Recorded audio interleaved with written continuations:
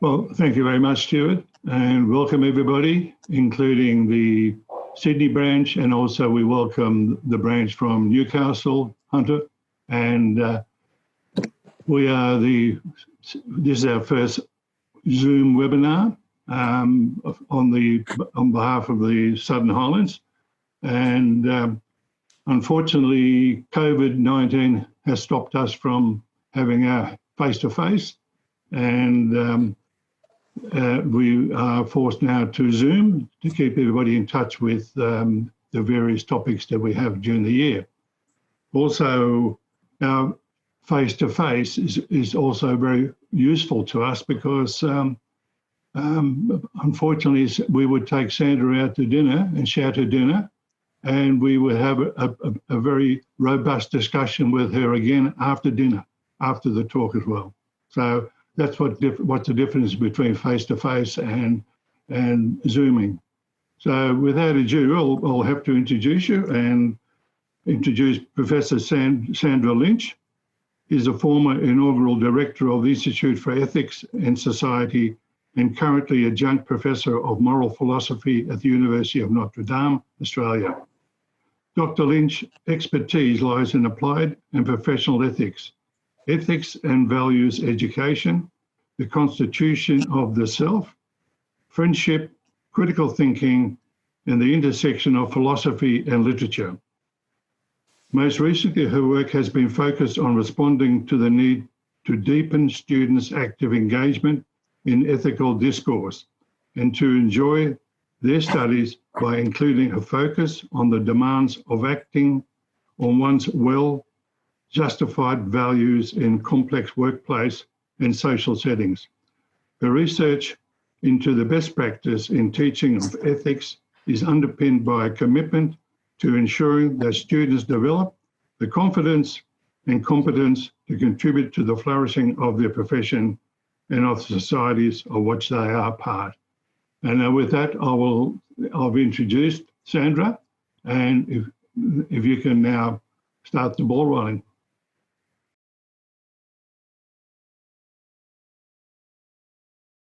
Thank you very much, Hubert. Good evening, everyone.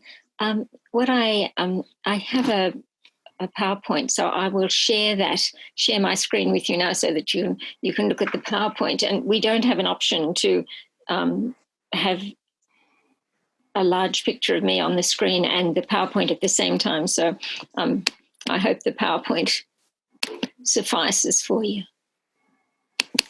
Just opening it now. Yep. Okay. The paper that I'm about to deliver considers the rationale for and the value of teaching philosophy in contemporary school classrooms, particularly in relation to the teaching of ethics.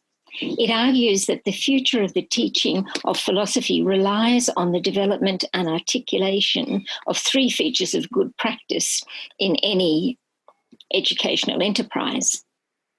Firstly, if the future of philosophy in schools is to be secure, then those involved in its development, teaching and marketing must articulate to the broader community a clear understanding of our rationale and aims. We must explain what it is that we're attempting to do in the philosophy classroom, our rationale, our suppositions and the evidence for the worth of our enterprise. Secondly, we must explain how our aims might best be met within current contexts, given our experience in the field. And thirdly, we must face the challenge of convincing educational administrators, as well as the broader community, not only of the worth of our enterprise, but also of the need to consider the most effective and sustainable options for the teaching of philosophical ethics in schools. The variety of approaches being taken to the teaching of philosophical ethics in schools in Australia suggests the need for greater clarity of purpose in this domain. So to begin to answer the first questions about what we're attempting to do in our rationale, as Philip Cam has argued with the support of leading scholars in the field, Matthew Lipman and John Dewey, in its very broadest terms, philosophy in schools is directed toward the active participation of well-disposed citizens in a democratic society. If we consider the characteristics of good citizens, we might argue that they are well-rounded individuals who have an appropriate knowledge base, are able to think clearly and creatively, and communicate effectively. They interact well with others and are willing to act on their considered values and beliefs within the communities of which they're members, at least as best they can given their differential capacities. Within the philosophy classroom, with the aid of philosophical inquiry skills, we are developing the connection between ethics and civics education by focusing on the virtues of dialogue and the development of an open inquiry in the classroom, a community of inquiry in the classroom. We are not teaching philosophy in the way in which it's generally approached in post-school contexts. We are not reading Plato's Dialogues or Kant's Metaphysics of Morals, although that does occur in some secondary classrooms. Rather, as Matthew Lipman puts it, and I've summarised in these points, we assume that the doing of philosophy, and this is a quote from Lipman, the doing of philosophy requires conversation, dialogue, and community. It entails converting the classroom into a community of inquiry, where students and teachers can talk together as persons and as members of the same community, where they can appropriate ideas together, build on one another's ideas, as well as think independently, seek reasons for their views, and explore presuppositions so as to bring into their lives a fresh new sense of what it is to discover, to invent, to interpret, and to criticise. We might add that we are developing the capacity to listen carefully to others, the disposition to try to come to an understanding of views with which we may not agree, the habits of clearly articulating the reasons for our views and making inferences about others' reasons for holding their views, and encouraging the expectation that others will do the same. We're also encouraging a commitment to respond to and try to build on the ideas of others. In his claims about the formation of ethical identities in childhood, Brian Edmiston argues for a pedagogy of listening and radical dialogue that is typical of inquiry undertaken within the philosophy classroom. Edmiston draws on the work of Mikhail Bakhtin to support the view that people's actions become ethical when they are answerable to others who address them about the consequences of their actions. In the context of the philosophy classroom, action might be taken to refer to the way in which members of the community of inquiry treat one another during discussion. A reciprocal process of being addressed by others and answering is ongoing within the classroom, as both students and teachers strive to respond with respect and integrity to ideas and questions raised by others. Students, as well as teachers, are involved in the formation of their own ethical identities as they try to take the perspectives of others, respond to the expectations of others, reflect on their own expectations, and examine practices of inclusion and perhaps exclusion operating in their own classrooms. The practice of the virtues associated with reciprocity, empathy, respect, responsibility, generosity, and charity provide a guide for participation in the classroom community of inquiry. This emphasis on ethical action brings to mind ideas expressed by Tom Bentley, who argues that effective education must be integrated with students' emerging understanding and experience of themselves and of others with whom they interact in their immediate, local, and particular communities. Bentley, who is currently Principal Advisor to the Vice-Chancellor at RMIT University and a policy analyst at Melbourne's University's Graduate School of Education, argues that the school is the most obvious of these communities. And he also sees it as a crucial starting point for exploring and developing active democratic citizenship by going beyond the discussion of abstract ideas or issues in the classroom. He argues that If values, principles, rights, and duties are to be real and relevant for young people, their teaching must be combined with opportunities for, and this is my emphasis, active exploration and reflection on what they mean in practice.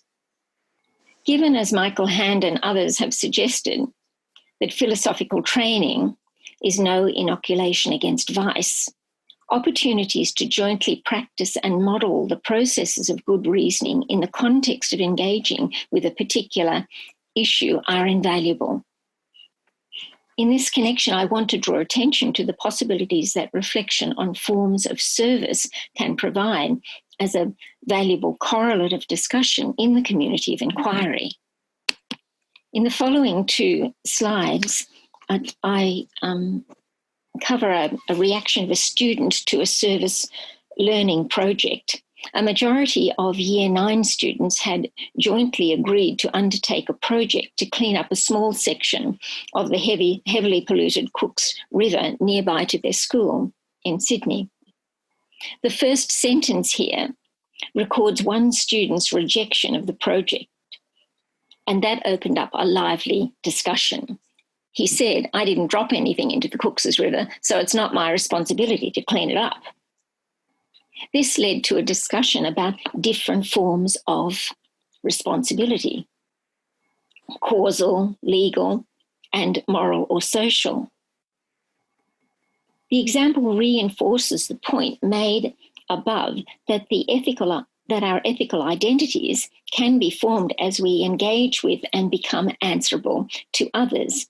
As he engaged with his peers, we teased out these.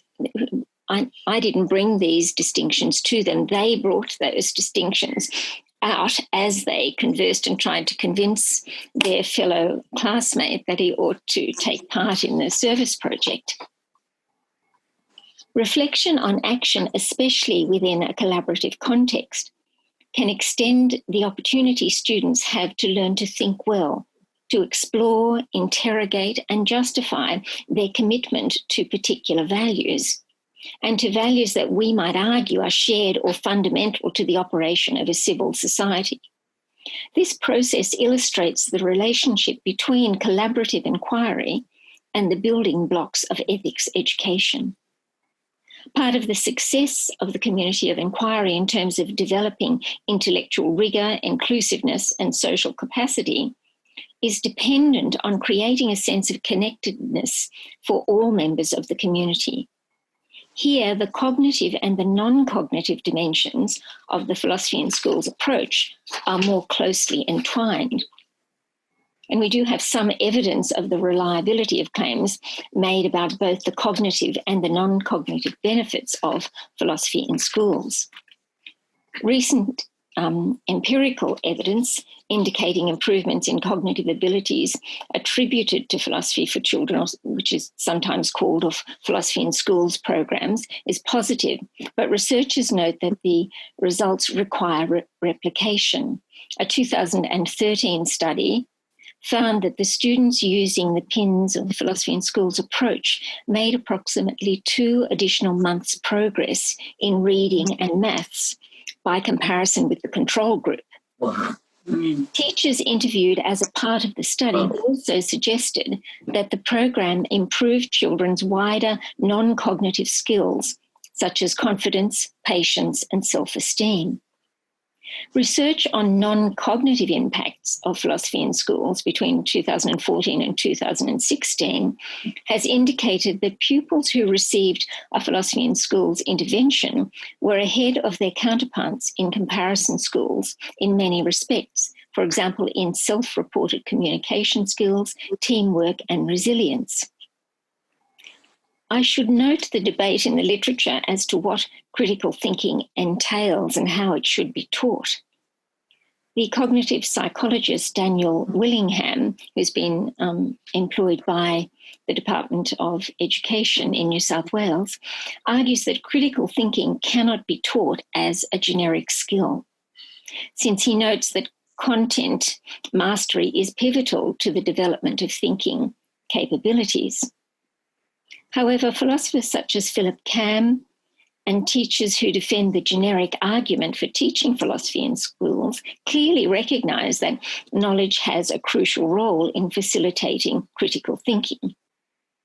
At the same time, they recognise that the role of the development of particular abilities and skills, higher order thinking skills like clarifying, distinction making, questioning, predicting, analysing, synthesising, etc., and the role of the development of dispositions and tendencies to think in particular ways are equally important and often generic aspects of critical and creative thought. However, many practitioners would emphasise the benefit of what Alston refers to as opening worlds of meaning to students rather than developing skills and dispositions. So you might pick up my chagrin with Willingham's influence on the Department of Education, since I feel as though he's just created a straw man. Of course, one needs knowledge of content to be able to analyse, reflect. It seems obvious to me, and it doesn't defeat the notion that there are generic skills being learned as well when we're engaging in the philosophy classroom. It is certainly easier to measure critical thinking skills or abilities than to measure dispositions or conceptions of meaning. But the enculturation of dispositions or tendencies, what Hitchcock refers to as intellectual virtues, is crucial to the achievement of critical and creative thinking. Hitchcock notes that these dispositions refer to the way in which students think rather than the way in which they treat others, to their intellectual curiosity, independence, courage, honesty, perseverance, their awareness of bias, and their open-mindedness, which might differ depending upon the nature of the issue to hand, whether it's religious, cultural, political, or scientific. More investigation by educational researchers will be welcome, since a causal link or correlation between cognitive outcomes and non-cognitive skills has not yet been well established. Conceptions of critical thinking don't usually encompass the capacity for moral awareness, moral judgment, or practical ethical decision-making. As David Hitchcock explains, Dewey distinguished between the ultimate objective of education, which he saw as critical thinking, and its key moral objective, which he saw as this development of social cooperation in children. However, other scholars, such as Ennis, have drawn attention to dispositions to care about fellow students, arguing that educational enterprises that aim to develop critical thinking without a focus on the correlative disposition to care for others would be deficient and perhaps dangerous. If it could be shown that interventions for the improvement of non-cognitive skills can also yield better academic outcomes, then we'll have evidence that is likely to impress educational administrators and politicians and may lead to the integration of such interventions in the national curriculum. This, I forgot to go onto this slide, but it's an example of a potential discussion plan that I developed after the students who discussed the possibilities of cleaning up the Cooks's River, and we got into the discussion about distinctions between causal and legal and moral responsibility. And this led to questions from them, not that they called it a good, that should say Samaritan, what is it to be a good Samaritan? Should we be good Samaritans? But these were questions that they were asking then of one another. Is there a difference between being a good Samaritan and being a good citizen? And I was using that, and I'm sorry, I forgot to go on to it, using that to illustrate what one can do with a contentious point when it's always a great pleasure. I really like it when students disagree with one another, because as soon as you've got that disagreement, you have a hook that will lead you to be able to make distinctions and to get them thinking about ideas in a way that they may not have done so without that disagreement. Existing data provides evidence for improvements in behaviour, cooperation, self-confidence, empathy, tolerance for the ideas of others. So from the perspective of personal and social development of students, we have solid support for including a philosophy in schools approach to the teaching of ethics in the curriculum. This approach engages students in stimulating intellectual inquiry as well, and the use of cognitive skills, since they're also encouraged to raise ethical issues, pose questions, identify puzzles, draw attention to conflicts and contradictions, so that there are occasions then for evoking inquiry and thinking. So it seems, in my experience, obvious that the cognitive and the non-cognitive dimensions of philosophical inquiry in the classroom are very closely related. The second section of my talk focuses on how our aims can best be met in the current context. So our first concern, in my view, must be with the training of teachers as facilitators of collaborative intellectual inquiry, since this is crucial to the philosophy in schools enterprise. The training of teachers in the methods used in the philosophy in schools classroom and in the choice and construction of stimulus materials ensures that dialogue within classrooms does not amount to mere discussion. Rather, it can be guided and subsequently mapped by teachers or by students, in the case of highly proficient students, to draw attention to conclusions reached, to points of disagreement or impasse, and to the need for further investigation that might extend a previous discussion. Training develops the competence and confidence of teachers in managing the various dimensions of the philosophy in schools classroom. These include the establishment of the community of inquiry, explaining its rationale and its rules, the analysis and reflection on ideas within curriculum documents and within the students' experience to identify issues or topics on which students could focus.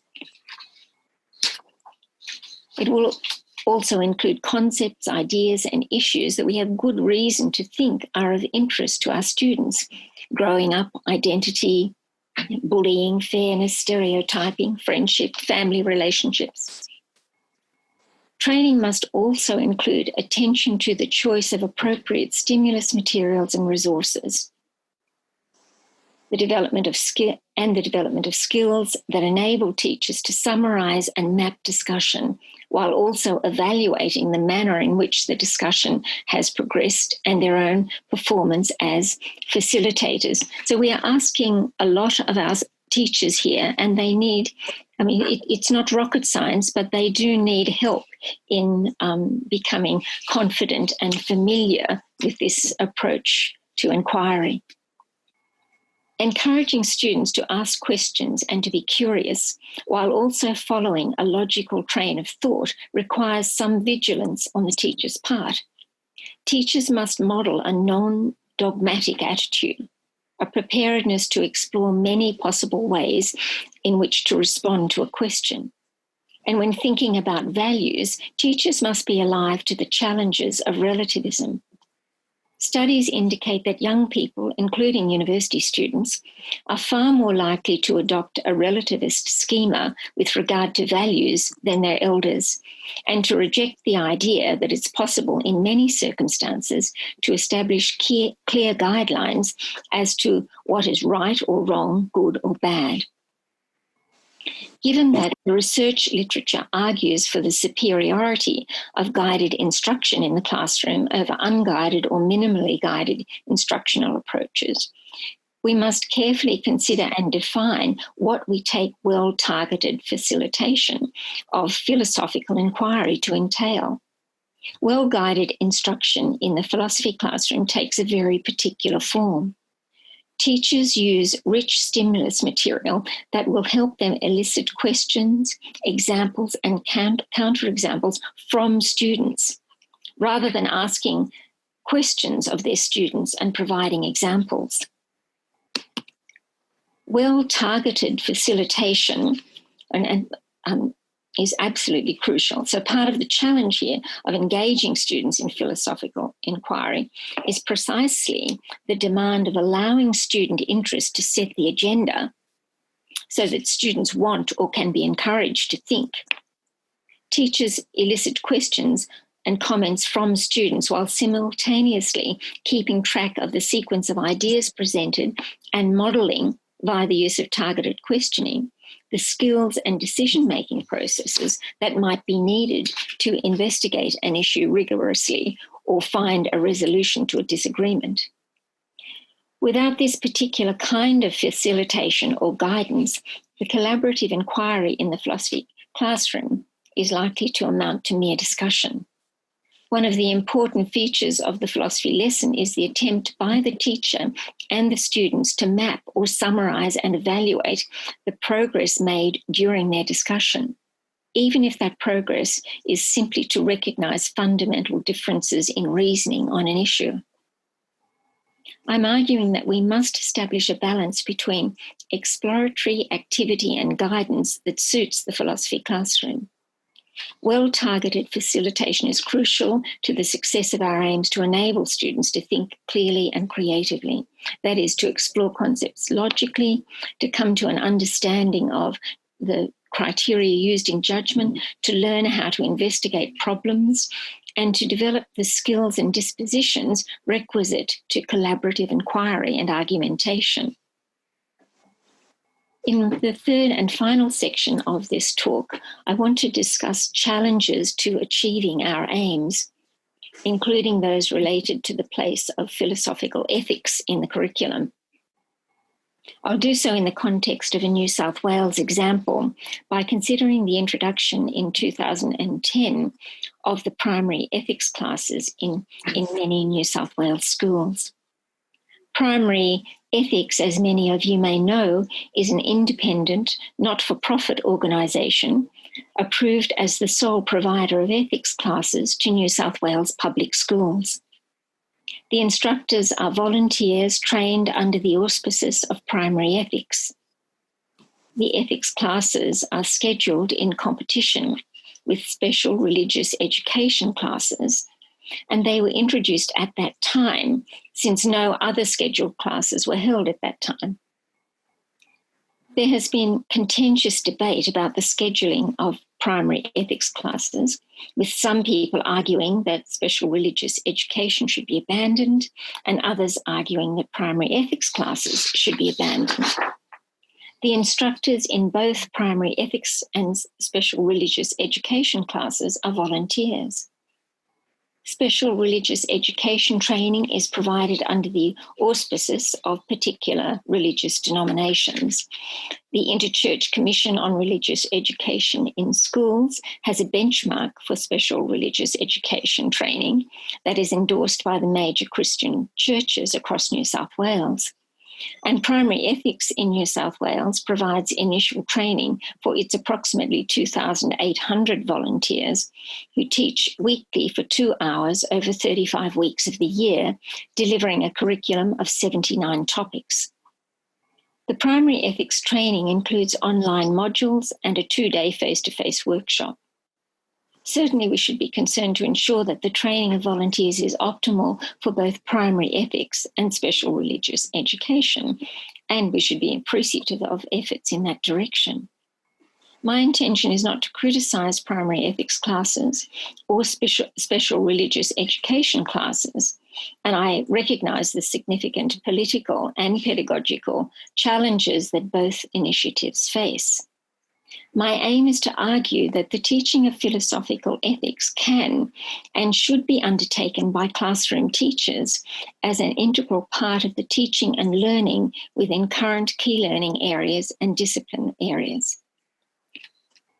In relation to the teaching of ethics, we might ask whether reliance on the goodwill and inevitably variable expertise of trained volunteers, as is the case in the primary ethics classes, is in fact an optimal strategy for improving students' capacities to engage with ethical concepts and ideas and to develop sound judgment in ethical matters. Given the evidence in research findings that improvements in both non-cognitive and cognitive abilities attributed to philosophy in schools interventions depended on incorporating philosophy in schools into the educational timetable on a regular basis, we might ask whether the extracurricular context in which primary ethics classes are offered by volunteers and to a subset of students is conducive to achieving optimal outcomes. Primary ethics is an important and valuable initiative, but one cannot help but wonder why, other than for financial, ideological, or politically expedient reasons, a State Department of Education, which publicly recognises the value of teaching ethics, would not devote its energies to ensuring that the provision of ethics education is optimal and available to all students. The rationale for making a commitment to optimal education in philosophical ethics is clear, and the research supporting its benefits is positive as far as it goes. But as noted above, training that would equip teachers or facilitators well is crucial if we are to ensure the quality of the students' educational experience. Teachers just must be able to plan effective lessons, choose appropriate stimulus material, guide philosophical discussion, attend to the development of higher order thinking skills, drawing attention to students' metacognitive development within the context of the discussion, and they must be able to manage the development of a vibrant and respectful community of inquiry. For a variety of reasons, and this is just an aside, the primary ethics teachers cannot do this, partly because they're not trained and also because the nature of primary ethics really requires that the curriculum be set and the topics be set rather than, a discussion plan of, a very interesting, good discussion plan is presented to the students as the benefit, the cognitive and the non-cognitive benefits, I think, of the philosophy in schools approach arise from allowing the students to set the agenda, of hooking their interest and using that to allow you to develop their higher order thinking skills and their disposition for inquiry. The need for funding of teacher training to help develop and enhance these skills can only be bolstered by research that raises questions about the efficacy of the National Assessment Program, Literacy and Numeracy NAPLAN. And there have been suggestions that a review, including a cost-benefit analysis of the program, is necessary, as I'm sure you're aware. And NAPLAN has, in fact, been under review with an interim report presented in November 2019 and a report that was due to the Education and Council in June of this year. With regard to NAPLAN's costs, it's surprisingly difficult to find precise data. Senate documents indicate that in one financial year, 2011 to 2012, the Australian government contributed $12.175 million to the budget of the Australian Curriculum Assessment and Reporting Authority, ACARA, for the development and administration of NAPLAN. But since costs are shared 50-50 with state and territory governments, those governments presumably spend an equal amount. Conservatively, we can conclude that at least $243.5 million has been spent in the 10 years after NAPLAN's introduction in 2008, although the full cost to 2020, with the inclusion of the administrative costs of the My School website, and I couldn't figure out whether they were included or not, is probably closer to $290 million. Wow. There might well be a need for the Australian government to be provided with more consistent processes of assessment and diagnostic data about student performance across the country. When Kevin Rudd was Prime Minister and Julia Gillard Deputy Prime Minister, they made this statement that we need to build a culture of high expectations in our schools for students and teachers. This culture must also be matched to effective transparency and accountability mechanisms that meet the needs of parents, policymakers, and the broader community. NAPLAN assesses students in 5 domains: reading, writing, spelling, grammar, punctuation, and numeracy.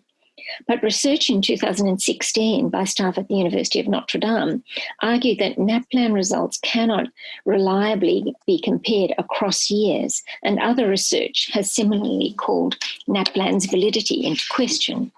A report by Ainley and Gebhardt in 2013 indicates little change in NAPLAN scores between 2008 and 2012, which suggests that its effectiveness as a diagnostic tool is limited, given that improvement has only occurred in a limited number of domains and year levels, and in some cases it has fluctuated over that period.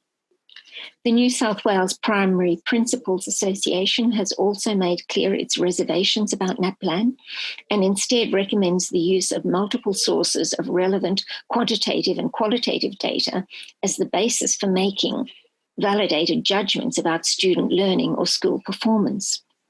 The most recent review of NAPLAN might stimulate the suggestion of other ways in which funds could be spent to achieve the program's aims. But I'm drawing attention to evidence we have that devoting funds to the introduction of critical thinking initiatives, such as the philosophy in schools approach, may well more effectively achieve some of the purposes for which NAPLAN was designed.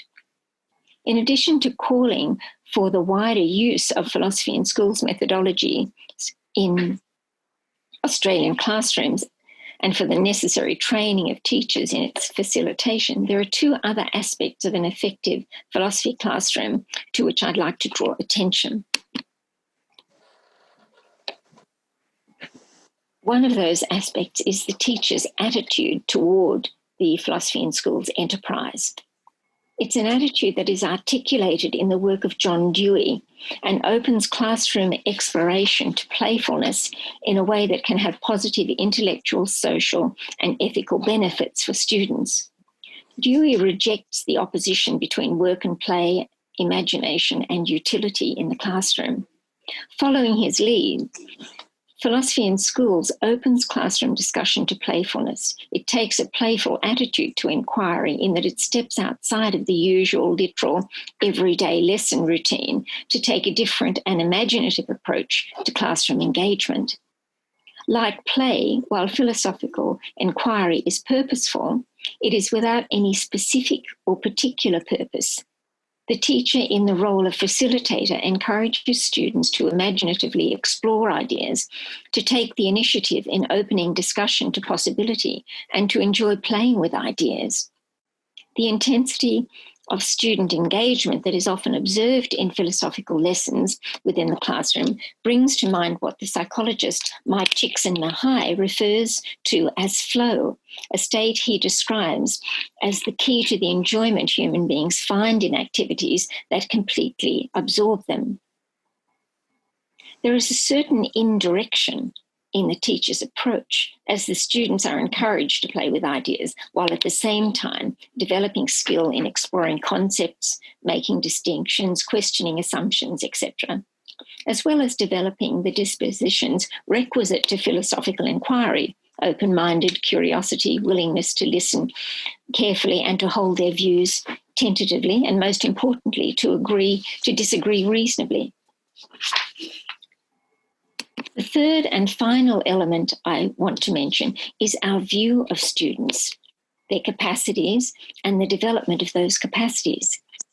In the book Children, Their World and Their Education, the final report and recommendations of the Cambridge Primary Review, Robin Alexander and his colleagues draw attention to the reductionist approach to children's education, which is the result of a focus on testing regimes. The authors argue instead for a focus on student well-being and the principles of what they call good education. Their view is that the reduction of education to skills acquisition in a narrow range of spheres, what they call the read, write, and add up version of primary education, does little for the profession of teaching and even less for students, since it fails to ensure students' right to a good education and even a good childhood, which they take to be one characterised by quality learning experiences. I particularly like their recognition that education is messy, and that this so-called messiness invites critical engagement rather than a focus on the acquisition of skills, which again suggests a narrowly instrumental way of approaching education. Alexander and his co-authors make reference to learning that involves respecting and valuing the grain of other influences in children's everyday lives. And they prioritise dialogic approaches that empower students to build on their reflective capacities as active agents. My intention here is to support the claim that the educational enterprise is messy, complex, and intricate, and to suggest that we need a sophisticated notion of intentionality if we are to help our students flourish as thoughtful and active citizens. Our students will sometimes surprise us, and we cannot think in narrowly instrumental ways if we are to achieve our aims. There is an analogy here with artistic activity that is worth noting.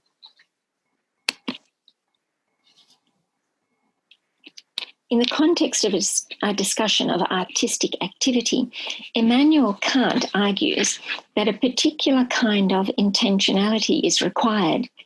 He emphasises the need for what we might call indirection, as he explains what artistic endeavour requires.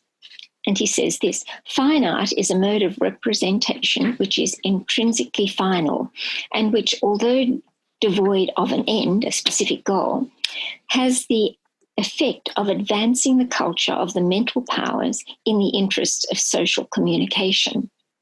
His point is that we cannot directly and instrumentally aim to produce fine art or a masterpiece. We can only engage in the endeavour of drawing, painting, and sculpting to the best of our abilities and see what happens. The value of the activity is internal to the activity.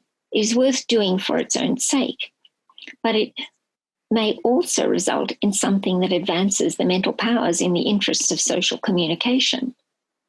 Why do I mention this? Because it illustrates the limitations of instrumental reasoning.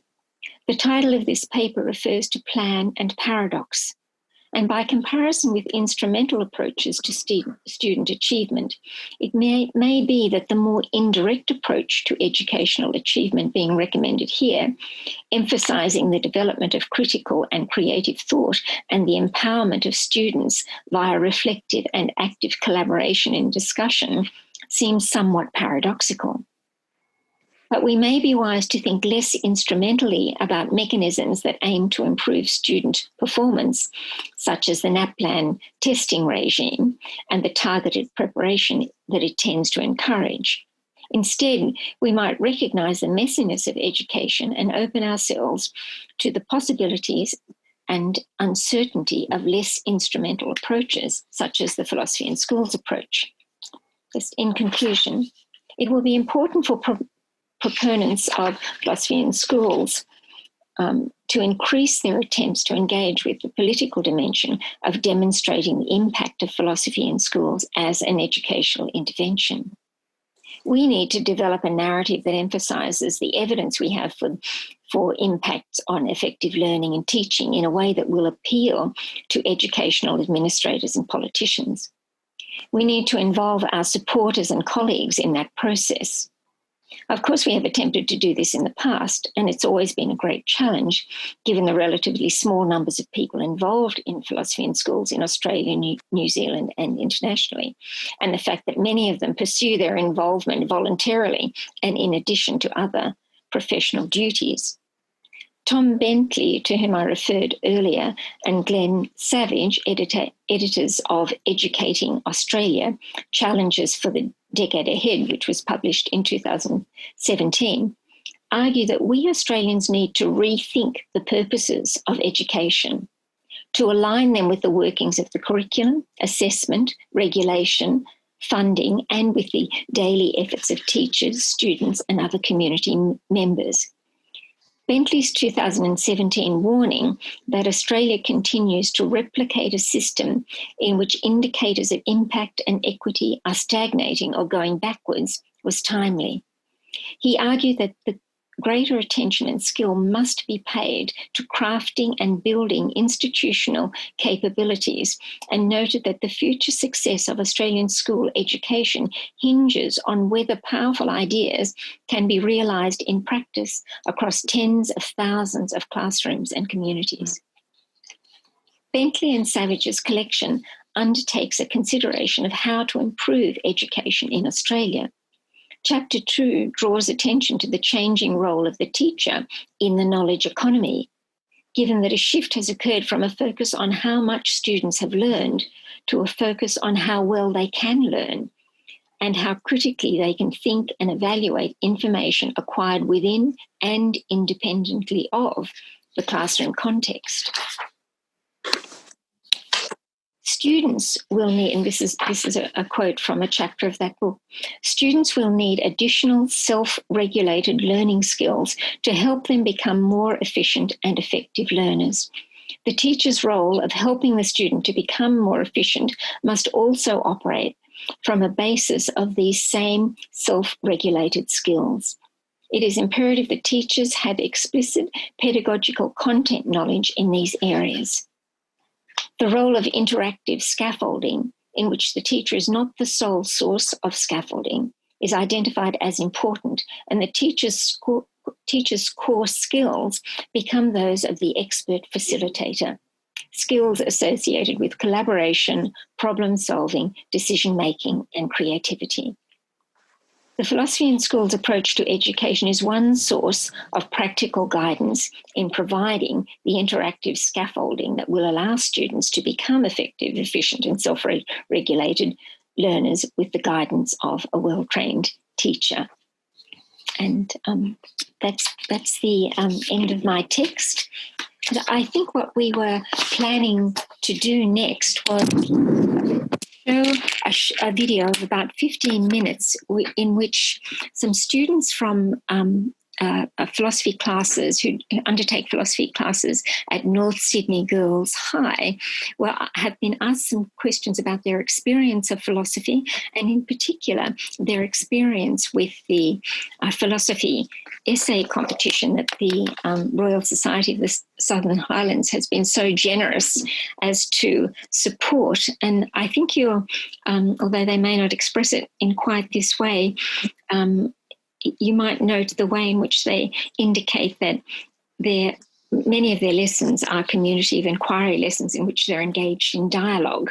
And the essay competition is interesting because it provides them with an opportunity to articulate and synthesize their ideas in a way that's not possible in a community of inquiry dialogue where they're responding to others' ideas and the train of thought may be being taken off in different directions. So I hope you might enjoy listening to them answer the questions presented to them by their head teacher of philosophy, Greg Henshaw.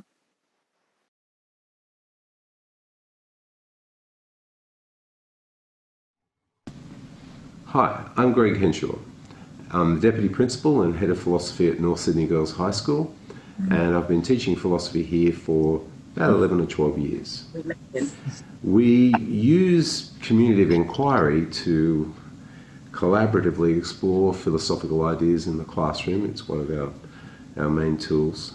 And the students work together to construct creative and critical responses to philosophical issues. It's a particular skill set, and I've long held the view that it's not the only way to pursue philosophy. And there are many times when students have to construct extended written responses to philosophical issues and philosophical stimuli. The great value I've found of introducing the essay competition to the students here at this school is that it provided an additional avenue for engagement with extended philosophical writing, and another opportunity for students who weren't particularly good at COI to use their skills to engage in philosophical discussion, albeit in a formal and structured way in an essay. So I've got a few students here with me today, and what we're going to do is we're going to ask them a few questions about the difference between communities of inquiry and writing philosophical essays. And the students are Mira, Nicole, and Annabelle.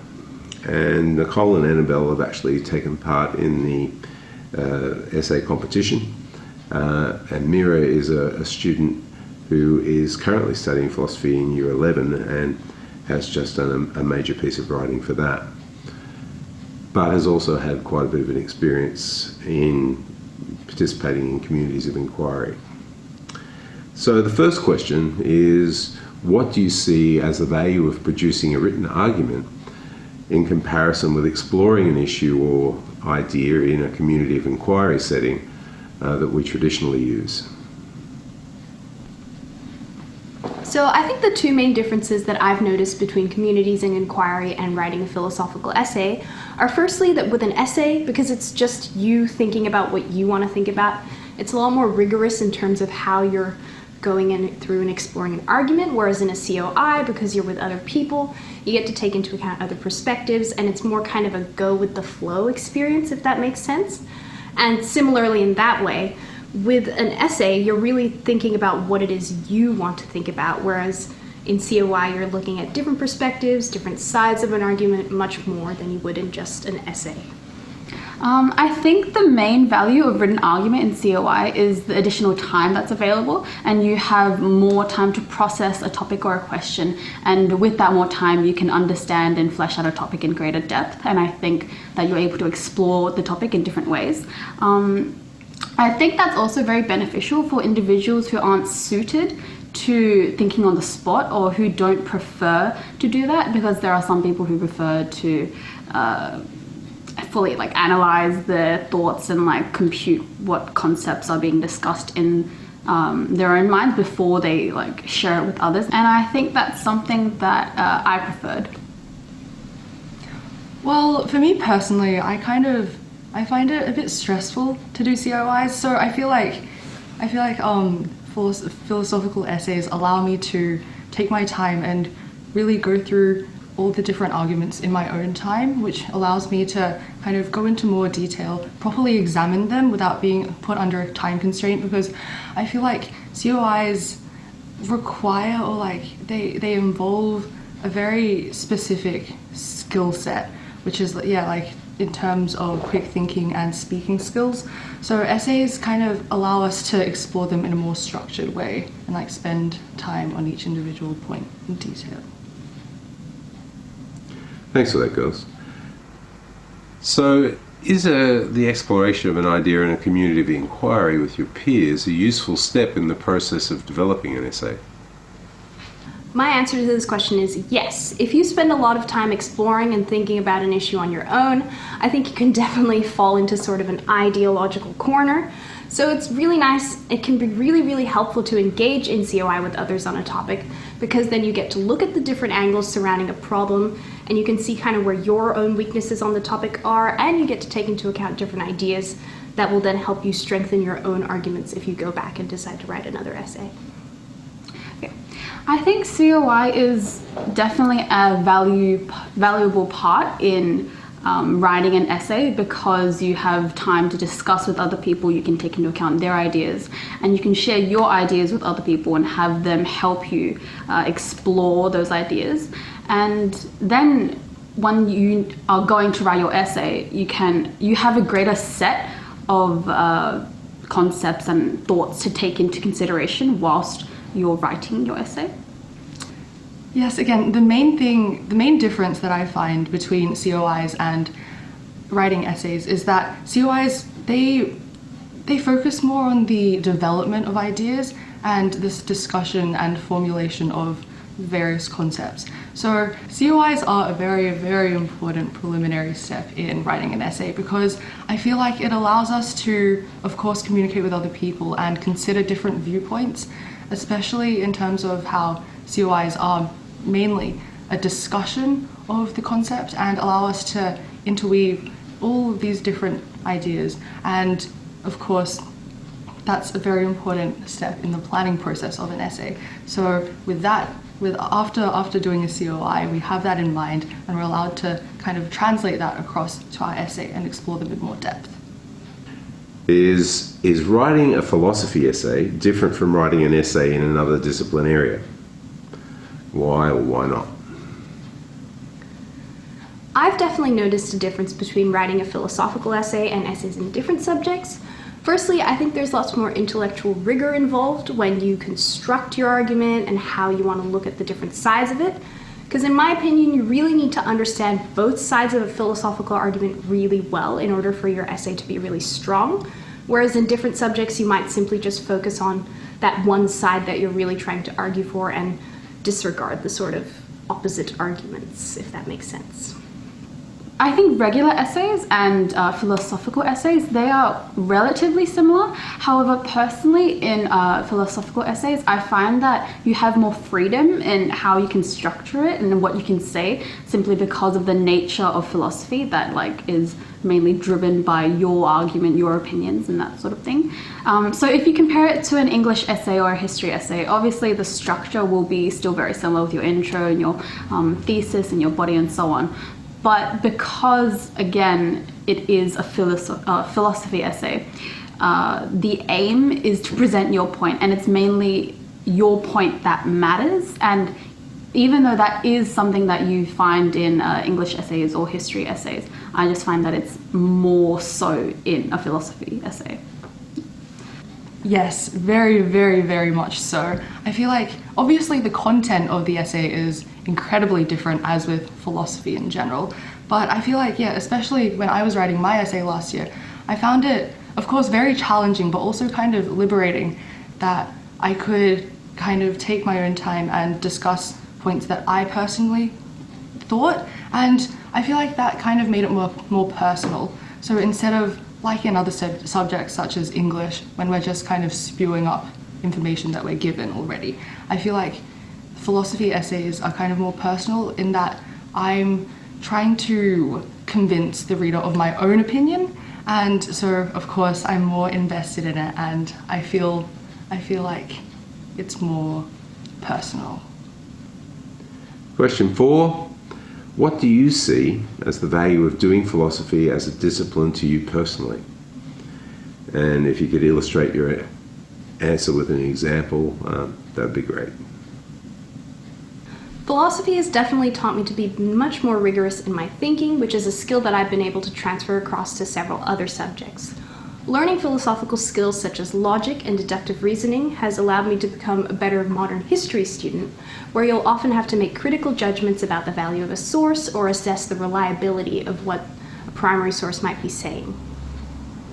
I think the value of philosophy is that it really matures you and it makes you more open and empathetic to other ideas, and you learn a lot about life and ways of living, and you kind of develop an extension of your regular brain simply because of the complexity of abstractness of the ideas that you explore in philosophy.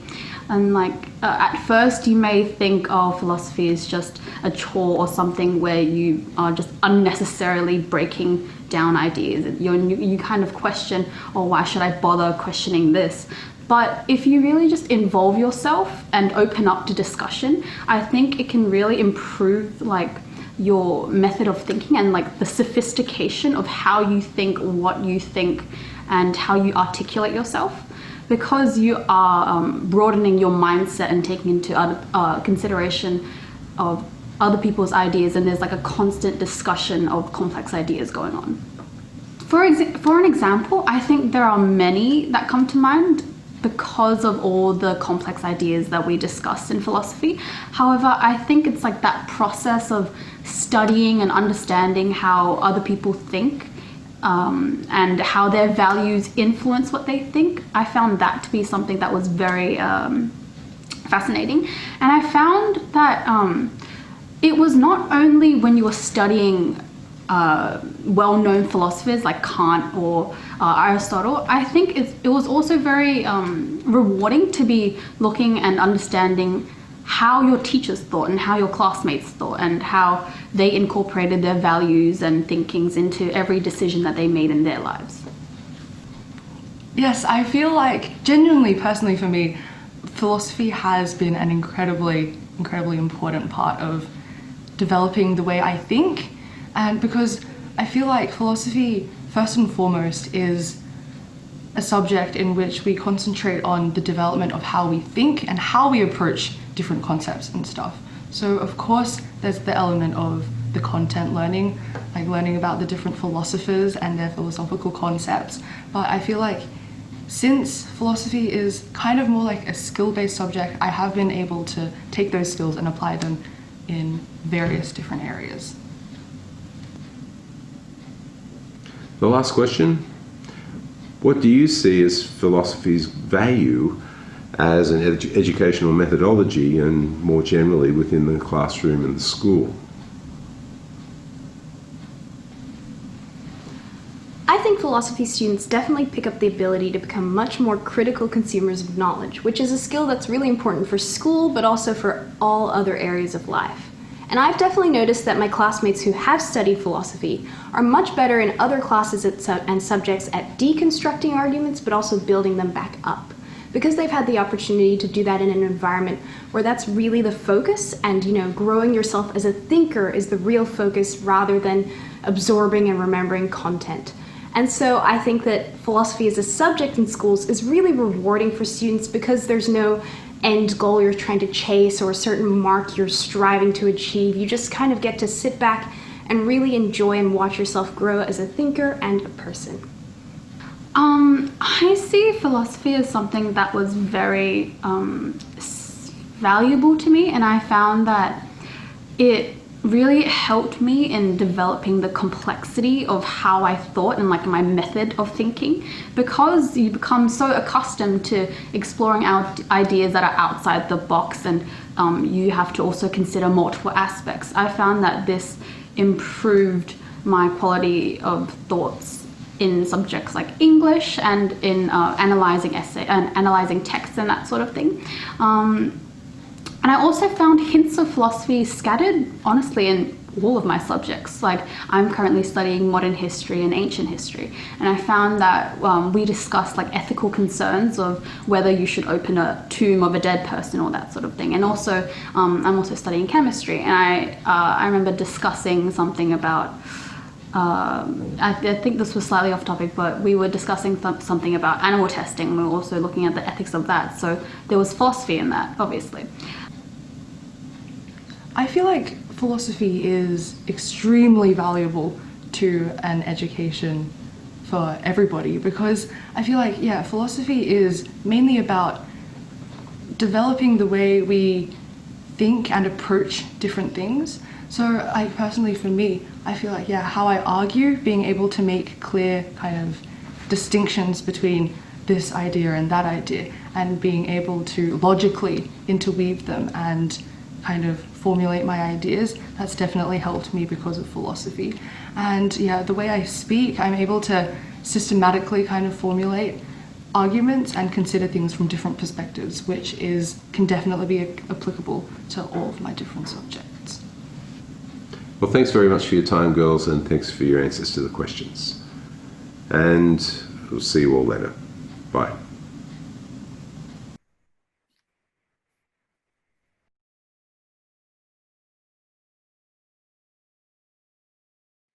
Well, I think it's important now to have the Q&A session, and I would actually ask the participants to put the Q&A questions together. And I think there's one there now. I'll open it up. There's a question for Sandra. How might we adapt this program of teaching moral philosophy to teaching the critical thinking necessary for improved scientific literacy?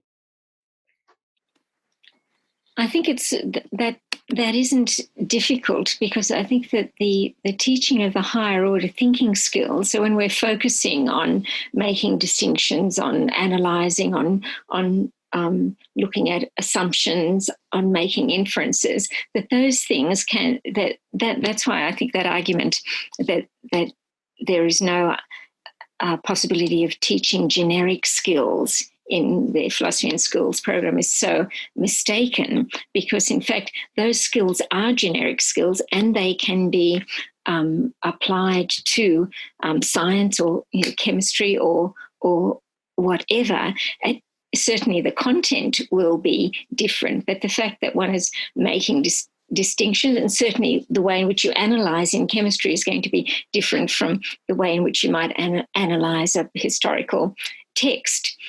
But those skills are generic skills which can be applied within any particular context. I think the reason for suggesting that philosophy can be embedded, and perhaps this is just unrealistically idealistic, but if all teachers had enough skill to be able to allow for that that exploration of an idea with less worry about the content that the students must learn at the end of the lesson, if there could also be some exploration of ideas as well, so that the students do become a bit more invested, since this isn't, as the North Sydney Girls High student said, this isn't just about learning content. This is about engaging with an idea that you find interesting yourself. So I don't think that there's any problem of the reason that I've talked about philosophical ethics is that I'm an ethicist, and this is where my interest is. And I think even in the science classroom, if you were bringing the teaching of these cognitive skills, the higher order thinking skills, if you were focusing on those within the scientific domain, you would also be getting the non-cognitive benefits. So there would be some ethical benefits as well in terms of the development of a community of inquiry. So I think that I don't think that necessarily this has to be thought of as separate in different domains, but that there's a methodology here that can be applied in different domains and will be slightly different because those domains are different, but there'll be value in using the methodology in the various domains.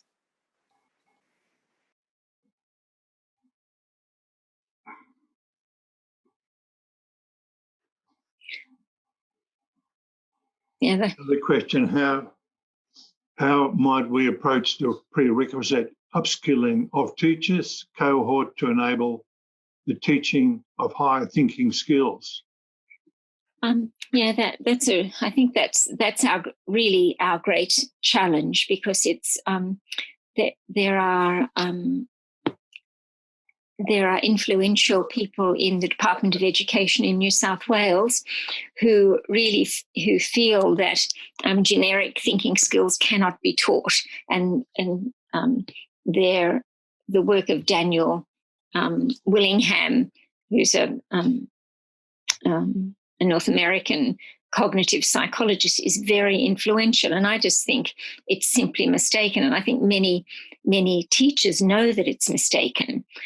But unless we can somehow encourage our own education department to see the worth in an approach like this, it's very hard to do that upskilling. And the way in which we've done it over the time in which we've been operating, which is about 30 years, is always in small workshops that are done on the weekend or late after school with teachers who are interested in learning this methodology. And so there's a lot of that happening in schools, both state schools and independent schools in Sydney and in other places in New South Wales, and also other states have philosophy in schools associations as well. But it's done in this. It's a formal program, but it's done in an informal way, and I think it would only be where we get more traction in terms of professional development with the department. And we do have courses accredited by the New South Wales Department that teachers can choose to do in professional development. But again, these are courses that teachers might choose to do. They're not courses that are necessarily recommended or required. And in teacher training contexts, we don't really have a foot in the door there. And I think it's there that we really need to get hold of teachers and help them learn the skills that would allow them to explore ideas in the ways that we're suggesting. And that's difficult, although we keep trying.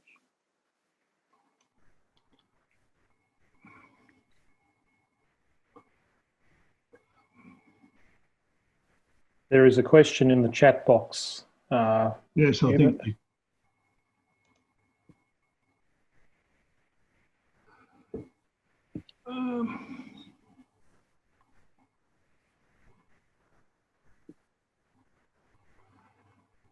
There's a question here from Barb to all panelists.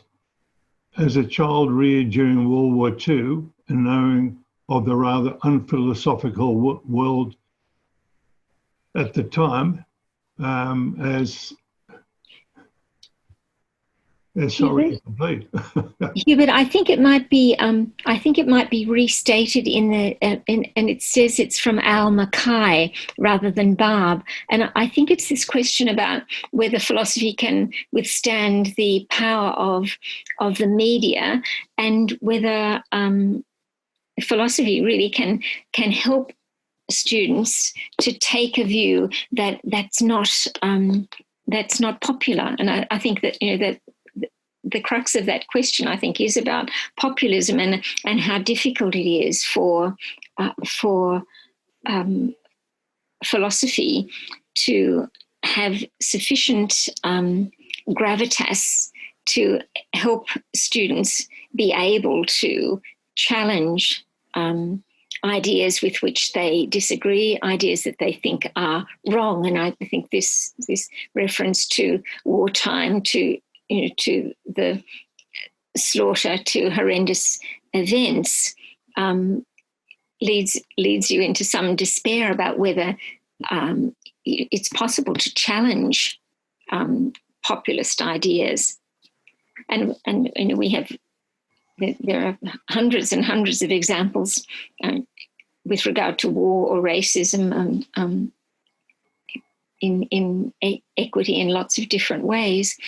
And I mean, it's difficult to answer that, because I think unless our students have an opportunity from when they're very young to learn to interrogate ideas, to give even very simple things like being asked to give good reasons that others will be prepared to accept. So unless we can support our views, and we expect that we have to support our views with good reasons, then I think that we are sentencing our students to be unable to deal with contentious issues. How we do that, I think philosophy can withstand that, but it's whether or not those who take philosophical inquiry really seriously, it's whether or not they can get enough of a foothold with educators to be able to help teachers see what it is that there is on offer here. For example, even if you think about the primary ethics classes, and I think they're much better than having nothing at all. I mean, I'm not critical of them for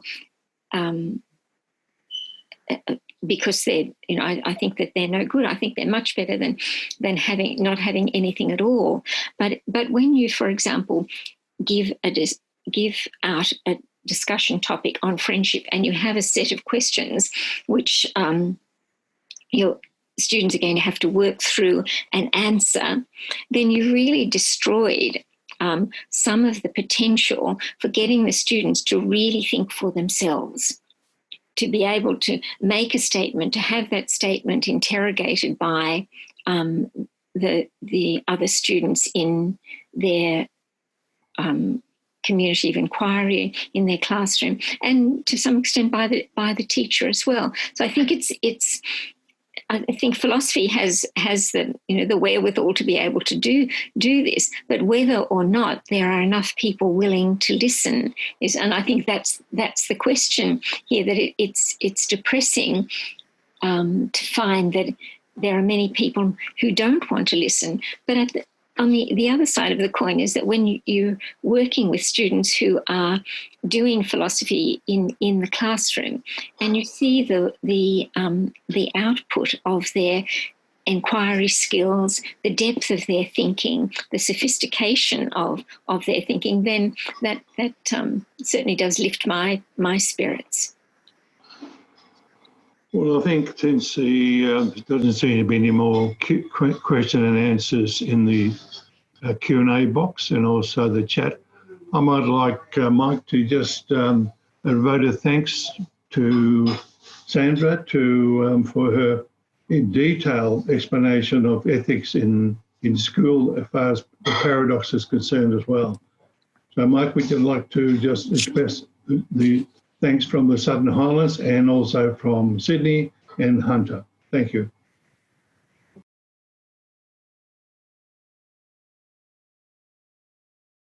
Look, thank you very, very much, Sandra. That was a terrific lecture, talk, evening. I thought it was incredible how much thought had obviously gone into setting up the Philosophy in Schools program, how much effort it had taken, and what difficulties you'd had to overcome as well to get where you've got to. There are clear benefits to students, as you said, and I hope that the benefits will go much further on in life as those students leave school. Hopefully they can improve the standard of our national dialogue. I mean, we find when subjects start to get debated in public nowadays, there's an immediate rush to both extremes and no ideas crossing over in the middle, as it were. I was really encouraged by the answers to the questions that those three girls gave, where they emphasized things like being able to take their time over a subject, of sharing ideas, being open to other ideas, having to understand how other people think, addressing both sides of the argument, having to think for themselves, and they were finding it liberating, which is good as well. And I thought a particularly good comment was one where she said that they are becoming critical consumers of knowledge, and that's very, very important. And that links up to one of my favourite quotes by Michael Crichton, who was a science fiction writer, is what he's best known for. And I love his statement, "I am certain there is too much certainty in the world." Yes. Sandra, thank you very much. That was a terrific talk, and there's so much food for thought. I'm quite sure that people will be thinking about that for quite a while to come. You're most welcome. And thank you very much to the members of the Royal Society for the support that you've given with the essay competition, because it's valuable for the students. Well, thank you, but we do regard it as a very valuable